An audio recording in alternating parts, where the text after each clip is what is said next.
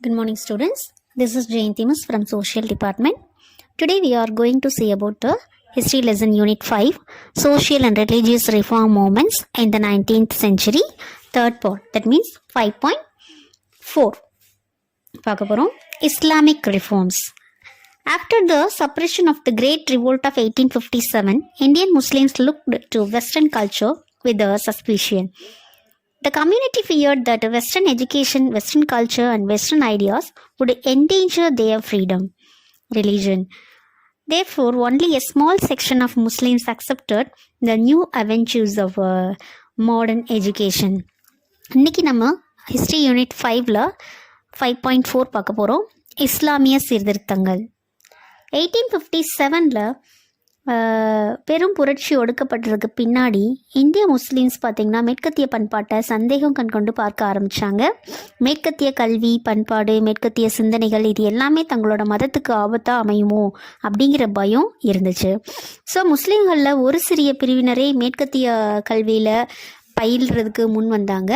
இதன் விளைவாக இந்திய முஸ்லீம்கள் ஒப்பீட்டளவில் இந்தியாவின் பல்வேறு பகுதிகளை சேர்ந்த செல்வாக்கு பெற்றிருந்த இந்துக்களை விட ஒரு சமூகம் என்றளவில் பின்தங்கி இருந்தாங்க. இதில் நம்ம ஃபஸ்ட்டு சர் சையத் அகமது கான் பற்றி பார்க்க போகிறோம். Born in Delhi into a noble Muslim family, Syed Ahmed Khan thought that lack of education, especially modern education, had harmed the Muslims greatly and kept them backward. He exhorted the Muslims to accept Western science and take up government services. He founded a scientific society and translated many English books, especially science books, into Urdu. He believed that the interest of the Muslims would be best served if they bonded with the British government rather than pitch in with the rising nationalist movement. So he advised the Muslims to take to English education and to concentrate on it. First நம்ம யாரை பற்றி பார்க்க போகிறோம்னா sir Syed Ahmed Khan. கல்வி, அரசு பணிகள், தேசிய அளவில் தலைமை வகித்தல் இதில் எல்லாத்துலேயுமே தங்களோட இடங்களை பெரிதும் இழந்துவிட்ட இந்திய முஸ்லீம்கள் தங்கள் சமூக முன்னேற்ற பாதையில் செல்ல வேண்டும்னா ஆங்கில கல்வியை ஏற்றுக்கொள்வதை தவிர வேறு மாற்றே இல்லை அப்படிங்கிறத புரிஞ்சுக்கிட்டாங்க. இந்த புரிதலுக்கு உயிரும் உணர்வும் கொடுத்தவரே சர் சையத் அகமது கான். டெல்லியில் உயர்குடி முஸ்லீம் குடும்பத்தில் பிறந்த சையத் அகமது கான் படிப்பறிவின்மையே, குறிப்பாக நவீன கல்வி அறிவின்மையே இஸ்லாமியர்களுக்கு பெருந்தீங்கு விளைவித்து அவர்களை கீழ்நிலையில் வச்சிருச்சு அப்படின்னு ஃபீல் பண்ணாங்க. மேலை நாட்டு அறிவியலையும் அரசு பணிகளையும் ஏற்றுக்கொள்ளும்படி அவர் இஸ்லாமியர்களை வற்புறுத்துறாங்க. அறிவியல் கழகம் ஒன்றை நிறுவிய அவர் ஆங்கில நூல்களை, குறிப்பாக அறிவியல் நூல்களை உருது மொழியில் மொழியாக்கம் செய்கிறாரு. மேலெழுந்து வரும் தேசிய இயக்கத்தில் இணைவதை காட்டிலும் ஆங்கில அரசுடன் நல்லுறவு மேற்கொண்டால் இஸ்லாமியர்கள் நலன் பயணப்படும் அப்படிங்கிறத நம்பினாரு. எனவே அவர் இஸ்லாமியருக்கு ஆங்கில கல்வியை பயிலும்படி அதில் கவனம் செலுத்தும்படியும் அட்வைஸ் பண்ணியிருக்காரு. நெக்ஸ்ட் அலிகார் மூமெண்ட் பார்க்க போகிறோம். Syed Ahmed Khan's movement, the Aligarh movement is so called because it was centered around the Aligarh Mohammedan Anglo-Oriental College founded by him in 1875, which is a landmark in the history of Indian Muslim education. The college was raised to the status of a university in 1920. Aligarh movement, Aligarh இயக்கம். Sir Syed Ahmed Khan 1875 Aligarh நகரில் Aligarh முகமதிய Anglo oriental கல்லூரியை கொண்டு வராரு. அலிகார் இயக்கம் எனப்பட்ட அவரது இயக்கம் இந்த கல்லூரியை மையப்படுத்தி நடந்ததுனால அந்த பெயரை வச்சுருக்காங்க. இந்திய முஸ்லீம்களோட கல்வி வரலாற்றில் இந்த கல்லூரி ஒரு மைல்கல்லாக இருந்துச்சு. 1920 இந்த கல்லூரி தரம் உயர்த்தப்பட்டு பல்கலைக்கழகமாக மாறுச்சு. அலிகார் பல்கலைக்கழகம் தொடர்ந்து வந்த சந்ததியினரை சேர்ந்தோரை ஒரு கற்றறிந்த மேதைகளின் கூட்டமாக உருவாக்குச்சு. அவர்கள் அனைவருக்கும் பொது வாழ்க்கையில் முக்கிய பங்கு வகிக்கிறதுக்கு இந்த கல்லூரி ஒரு முக்கிய காரணமாக இருந்துச்சு. Next Deoband movement. Deoband was a revivalist movement organized by the Orthodox Muslim ulema. The ulema under the leadership of Muhammad Qasim Wanatovi and Rashid Ahmad Gangotri founded the school at Deoband in the Saharanpur district of the UP in 1866. The school curricula shut out English education and Western culture. The instruction imparted was in original Islamic religion, and the aim was moral and religious regeneration of the Muslim community. Maulana Muhammad ul Hasan became the new Deoband leader.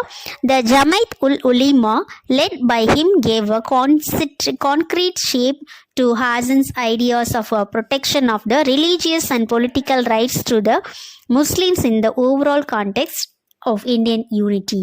Deoband இயக்கம் ஒரு மீட்பு இயக்கமாக இருந்துச்சு. இந்த இயக்கம் பழமைவாத முஸ்லீம் உலேமாக்களால் இரு முக்கிய குறிக்கோளோட தொடங்கப்பட்டுச்சு. அந்த குறிக்கோள்கள் குரான் அண்ட் ஷரியத்தின் உண்மையான போதனைகளை பரப்புரை செய்கிறது, இஸ்லாம் அல்லாத அயல்கூறுகளுக்கு எதிராக புனித போர் செய்கிற உணர்வை ஊக்குவிக்கிறதுங்கிறதெல்லாம் இருந்துச்சு.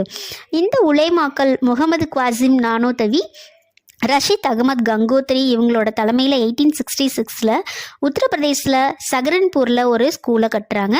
இந்த ஸ்கூலோட பாடத்திட்டம் ஆங்கில கல்வியையும் மேலை நாட்டு பண்பாட்டையும் புறக்கணித்துச்சு.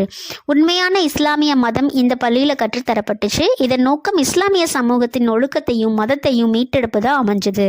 தியோபத் பள்ளி தனது மாணவர்களை அரசு பணிகளுக்கு தயார் செய்யல, மாறா இஸ்லாம் மத நம்பிக்கைகளை பரப்புரை செய்ய தயார் செஞ்சிச்சு அப்படின்னு தான் சொல்லணும். மௌலானா முகமது உல் ஹசன் தியோபந்தோட புதிய தலைவராகிறாரு. அவரோட தலைமையில் இயங்கிய ஜமைத் உல் உலேமா ஹசனுடைய கருத்துக்களான ஒற்றுமை, இந்திய ஒற்றுமை என்னும் ஒட்டுமொத்த சூழலில் முஸ்லிம்களோட அரசியல் சமய உரிமைகளின் பாதுகாப்பு என்பது குறித்த உறுதியான வடிவத்தை முன்வைத்தது. நெக்ஸ்ட் 5.5 நாங்கள் பார்க்க போகிறோம். Parsi reform movement. In the middle of the 19th century, the reform activities began in Mumbai. Fadunji Naroji founded the Ragmani Maldazanam Sabha. In 1851, Ras Gofter was the main voice of this movement. Behramji Malabari organized a campaign for legislation against the practice of child marriage. The community produced many leaders such as Feroz Shah Mehta and Dinshaw Watsa, who played a big role in the early Congress. 5.5 Parsi, அதாவது பார்சி சீர்திருத்த இயக்கம் தான் நம்ம பார்க்க போகிறோம். 19ஆம் நூற்றாண்டின் இடைப்பகுதியில் பார்த்திங்கன்னா படிப்பறிவு பெற்றிருந்த பார்சிகளோட சீர்திருத்த இயக்கம் பம்பாயில் தொடங்கப்பட்டுச்சு. 1851 பர்துன்ஜி நவ்ரோஜி அப்படிங்கிறவர் ரஹ்மனியா மஜ்தஸயான் சபாவை கொண்டு வராங்க. ராஸ்கோஃப்தர் அப்படிங்கிறவர் பார்த்திங்கன்னா அதாவது உண்மை விளம்பி என்பதே இதனோட தாரக மந்திரமாக இருந்துச்சு. இந்த அமைப்போட தலைவர்கள் திருமண நிச்சயம், திருமணம், இறந்து போதல் ஆகிய சந்தர்ப்பங்களில் செய்யப்படுற விரிவான சடங்குகளை விமர்சனம் செஞ்சது.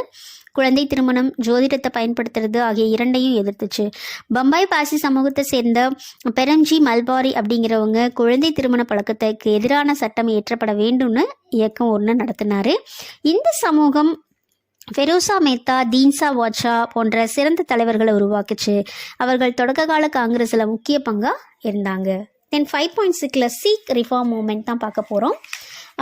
Among the Sikhs of Punjab too, there was attempts to reform. Baba Dayas Das, founder of Nirankari movement, stressed the worship of God as Nirankar, rejection of ideals, rejection of rituals associated with idolatry, a reference for the authority of Guru Nanak of the Adi Granth formed the essence of his teachings. He reiterated the prohibition of meat eating and liquor consumption. The Namdari movement founded by Baba Ram Singh was another social religious movement among the Sikhs. The Namdari insisted on wearing the symbols of Sikhism except the kirpan. Instead, Baba Ram Singh wanted his followers to carry a lathi. It considered both men and women equal and accepted widow remarriage. It prohibited the dowry system and child marriage. In the wake of the gatherings influence of Arya Samaj and the Christian missionaries, the Singh Sabha of Amritsar was established. Its main objective was to restore the purity of Sikhism. With the support of British, it established Khalsa College for the Sikhs in Amritsar, Singh Sabha, and the forerunner of Akali movement. 5.6 சீர்திருத்த இயக்கங்கள் பற்றி தான் நம்ம பார்க்க போகிறோம். இதில் நிரங்கரிகள், நாம்தாரிகள் அப்படின்னு 2 type இருந்தாங்க. சீர்திருத்த இயக்கத்தோட அலைகள் எந்த சமூகத்தையும் நினைக்காம விட்டு வைக்கல. பஞ்சாப் சீக்கிய சமூகத்திலையும் சீர்திருத்த முயற்சிகள் மேற்கொள்ளப்பட்டுச்சு. நிரங்கரி இயக்கத்தின் நிறுவர்களான பாபா தயால்தாஸ் நிரங்கரி இறைவனை வழிபட வேணும்னு வலியுறுத்தினார். சிலை வழிபாட்டோடு தொடர்புடைய சடங்குகள் இதை எல்லாத்தையுமே மறுக்கிறது, குருநானக்கின் தலைமையையும் ஆதி கிரகத்தையும் மதிக்கிறது ஆகியன அவர்களுடைய போதனைகளின் சாரமாக இருந்துச்சு. மது அருந்துவதையும் மாமிசம் சாப்பிட்றதையும் கைவிடும்படி வலியுறுத்தப்பட்டுச்சு. பாபா ராம்சிங் என்பவரால் தொடங்கப்பட்ட நாம்தாரி இயக்கம் சீக்கியர்களிடையே நடைபெற்ற மற்றொரு சமூக சமய சீர்திருத்த இயக்கமாக இருந்துச்சு. நாம்தாரி இயக்கம் சீக்கியர்களோட அடையாளங்களை, அதாவது வாழை தவிர அணிய வற்புறுத்துச்சு. வாளுக்கு பதிலாக தனது சீடர்களுக்கு லத்தியை வைத்து கொள்ளும்படி ராம்சிங் கூறியிருக்காரு. இந்த இயக்கம் ஆணும் பெண்ணும் சமம் அப்படின்னு கருதிச்சு. விதவை மறுமணத்தை ஆதரித்தது. வரதட்சணை முறையையும் குழந்தை திருமணத்தையும் இந்த இயக்கம் தடை செஞ்சது. ஆரிய சமாஜம், கிறிஸ்தவ சமய பரப்பு நிறுவனங்கள் ஆகியவற்றின் செல்வாக்கு வளர்ந்து கொண்டிருந்த ஒரு சூழலில் சிங் சபா அப்படிங்கிற ஒரு அமைப்பு அமிர்தசரஸில் நிறுவப்பட்டுச்சு. சீக்கிய மதத்தின் புனிதத்தை மீட்டெடுப்பதே சபாவின் முக்கிய குறிக்கோளாக அமைஞ்சது. ஆங்கிலேயரோட ஆதரவோட அமிர்தசரஸில் சீக்கியர்களுக்குன்னு கால்சா கல்லூரி உருவாக்கப்பட்டுச்சு. சிங் சபாவே அகாலி இயக்கத்தோட முன்னோடியான அமைப்பாக இருந்துச்சு. நெக்ஸ்ட் நம்ம 5.7ல் சோஷியல் ரிஃபார்மர்ஸ் ஆஃப் தமிழ்நாடு பார்க்க போகிறோம். அதில் ஃபஸ்ட்டு ராமலிங்க சுவாமிகள் பார்க்க போகிறோம். Popularly known as Vallalar, Ramalinga Swamigal of Ramalinga அடிகள் was born in Mardur, a village near Chidambaram. After his father's death, his family moved to his brother's house at Chennai. Despite having no formal education, he gained immense scholarship. Ramalinga emphasized the bonds of responsibility and compassion between living beings. He expressed that the view those who lack compassion for suffering beings or hard-hearted, their wisdom concluded. He showed his compassion and mercy on all living beings, including plants. This is called Jiva Karunya. He emphasized the Samarasa Veda Sanmarka Sangam in 1865, and it was renamed Samarasa Siddha Sanmarka Satya Sangha, which means Society for Pure Truth in Universal Selfhood. Ramalinga also established a free feeding house for everyone irrespective of caste at Vadalur. In the wake of the terrible famine in South India in 1866, his voluminous songs were compiled and published under the title Thiruvarutpa Songs of Grace. First நம்ம வந்து 5.6ல் பார்த்து 5.6 முடிச்சுட்டு 5.7ல் social reformers of Tamil Nadu பார்க்க போகிறோம். அதாவது தமிழ்நாட்டோட சமூக சீர்திருத்தவாதிகள் பற்றி பார்க்க போகிறோம். ஃபஸ்ட்டு ராமலிங்க சுவாமிகள். வள்ளலால் என்ன பிரபலமாக அறியப்பட்ட ராமலிங்க சுவாமிகள் அல்லது ராமலிங்க அடிகள் சிதம்பரத்துக்கு அருகே இருக்கிற மருதூர் அப்படிங்கிற கிராமத்தில் பிறக்கிறாரு. தந்தையாரோட மறைவுக்கு பின்னாடி அவரது குடும்பம் சென்னையில் இருந்த அவருடைய சகோதரன் இல்லத்துக்கு குடிபெயர்ந்து முறையான கல்வியை அவர் பெற்றிருக்காவிட்டாலும் அளப்பரிய புலமையை பெற்றிருந்தார். உயிர்களிடையே நம்பிக்கை, இரக்கம் எனும் பிணைப்புகள் இருக்கணும் அப்படிங்கிறத கேட்டுக்கிட்டாரு. துயரப்படும் உயிரினங்களை பார்த்து இரக்கம் கொள்ளாதவர்கள் கல் நெஞ்சக்காரர்கள், அவர்களோட ஞானம் மேகங்களால் மூடப்பட்டிருக்கும் அப்படிங்கிற கருத்தை முன்வைக்கிறாரு. அவர் தன்னுடைய அன்பையும் இரக்கத்தையும் செடி கொடிகள் உட்பட அனைத்து உயிரினங்களிடமும் காட்டுறாரு. இதை அவர் ஜீவகாருண்யம் அப்படிங்கிறாரு. 1856ல் சமரச வேத சன்மார்க்க சங்கம் அப்படிங்கிற ஒரு அமைப்பை நிறுவுறாரு. பின்னர் அது சமரச சுத்த சன்மார்க்க சத்திய சங்கம் அப்படின்னு பெயர் மாற்றம் செய்யப்படுது. 1866ல் தென்னிந்தியாவில் ஏற்பட்ட கொடிய பஞ்சத்தை கணக்கில் வச்சு 1867ல் சாதி எல்லைகளை தாண்டி அனைத்து மக்களுக்குமான இலவச உணவகத்தை வடலூரில் கொண்டு வராரு. அவர் இயற்றிய ஏராளமான பாடல்கள் திருவருட்பா என்ற தலைப்பில் தொகுக்கப்பட்டுச்சு. அவருடைய தீவிரமான சிந்தனைகள் பழமைவாத சைவர்களை ஆழமாக புண்படுத்தியதால் அவங்க வள்ளலாரோட பாடல்களை மருட்பா என கண்டனம் செஞ்சாங்க. நெக்ஸ்ட் நம்ம பார்க்க போகிறது பார்த்திங்கன்னா அயோத்திதாசர். பண்டிதர் Iyothee Thass was a radical Tamil scholar, writer, Siddha medicine practitioner, journalist and socio-political activist. Born in Chennai, he was fluent in Tamil, English, Sanskrit and Pali languages. He campaigned for social justice and worked for the emancipation of the untouchables from the caste clutches. He worked for the construction of a casteless identity and castigated caste hegemony and untouchability. He considered education as an important tool for empowerment and became the driving force behind the establishment of several schools for the untouchables in Tamil Nadu.